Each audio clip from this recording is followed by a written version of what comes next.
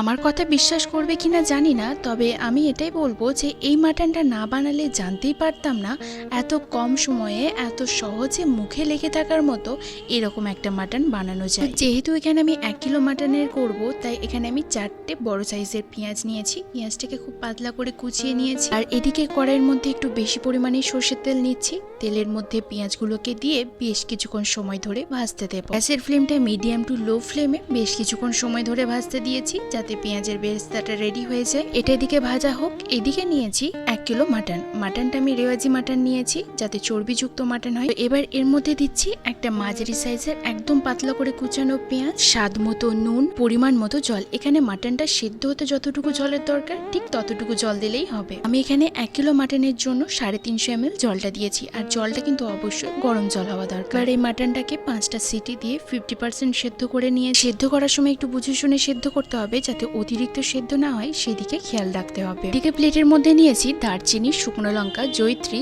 তেজপাতা, বড় এলাচ, লবঙ্গ, গোলমরিচ আর অল্প একটু জায়ফলের টুকরো। এদিকে তো পেঁয়াজটা ভাজা হয়ে গিয়েছে, মানে বেরেস্তাটা রেডি হয়ে গিয়েছে। এবার এর মধ্যে এই সব গোটা মশলাগুলোকে দিয়ে বেশ কিছুক্ষণ সময় ধরে নেড়ে যাবে। আর ফ্লেভারটা খুব সুন্দর উঠছে, তখন এই সময় এর মধ্যে দিয়ে দিচ্ছে আগে থেকে সেদ্ধ করে রাখা মাটনটা। এখন কিন্তু শুধু মাটনটা দিয়েছি, মাটনের স্টুটা কিন্তু দেব না। এবার খুব ভালো করে বেশ কিছুক্ষণ সময় ধরে কষিয়ে যাব। এই সময় কিন্তু গ্যাসের ফ্লেমটা মিডিয়াম ফ্লেমেই রাখবো। বেশ কিছুক্ষণ সময় ধরে কষানোর পর এর মধ্যে দিয়ে দিচ্ছি 1 টেবিল চামচ আদা রসুনের পেস্ট, দিয়ে দিচ্ছি সব গুঁড়ো মশলাগুলো। যেমন প্রথমে দিলাম হলুদ গুঁড়ো, তারপর দিচ্ছি একটু বেশি পরিমাণে ধনে গুঁড়ো, রঙের জন্য অল্প একটু কাশ্মীরি লাল লঙ্কার গুঁড়ো। এবার মাংসটাকে আবারও বেশ কিছুক্ষণ সময় ধরে কষিয়ে যাব, যাতে মশলার কাঁচা গন্ধটা চলে যায় সেদিকে খেয়াল রাখতে হবে। যেহেতু এটা রেওয়াজি মাটন, তাই আস্তে আস্তে তো কষাতে কষাতে বেশ খানিকটা পরিমাণে তেল মাংস থেকে ছাড়তে শুরু করে দেবে। 15 মিনিট ধরে কষাচ্ছি। কষাতে কষাতে দেখো খুব ভালোভাবে তেল ছাড়তে শুরু করে দিয়েছে। এরই মধ্যে ঝালের জন্য 3টে চেরা কাঁচা লঙ্কা দিলাম। চাইলে লঙ্কার গুঁড়ো বা কাঁচা লঙ্কার পেস্টও ব্যবহার করতে পারো। যাই হোক, মাংসটাকে যতটা ভালোভাবে কষানো হবে এর টেস্ট কিন্তু তত ভালো হবে।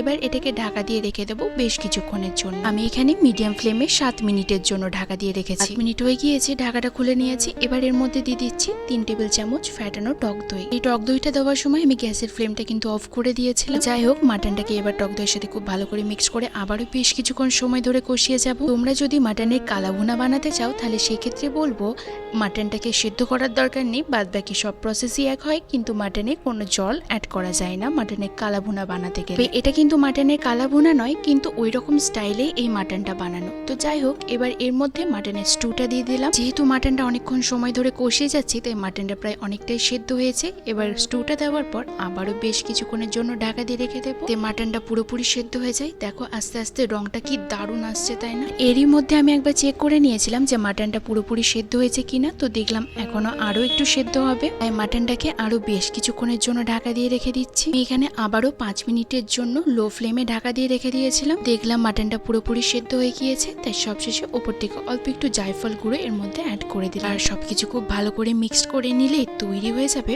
অসম্ভব সুন্দর স্বাদের বেরেস্তা মাটন, যেটা খেতে কিন্তু অপূর্ব হয়েছিল। তোমরা কিন্তু একবার অবশ্যই ট্রাই করো। মাঝে মধ্যে এরকম একটু স্পাইসি খাবার খেতে কিন্তু ভীষণই ভালো লাগে। এই মাটনটা তোমরা পোলাও, ফ্রাইড রাইস, লাচ্ছা পরোটা, রুমালি রুটি এই সব কিছুর সাথে খেতে পারবে। ভীষণই সুন্দর খেতে লাগে তাতে। আমি যদিও পোলাও দিয়ে এই মাটনটা খেয়েছিলাম, বিশ্বাস করো অসম্ভব সুন্দর লাগছিল খেতে। এডিট করছি, এখন আমার জিভ দিয়ে জল পড়ছে, এতটাই সুন্দর খেতে হয়েছিল। আর তোমরা দেখেও বুঝতে পারছো আশা করবো। তোমরা একবার অবশ্যই মাটনটা ট্রাই করো এবং আমাকে জানিও তোমাদেরও কেমন লাগলো। সো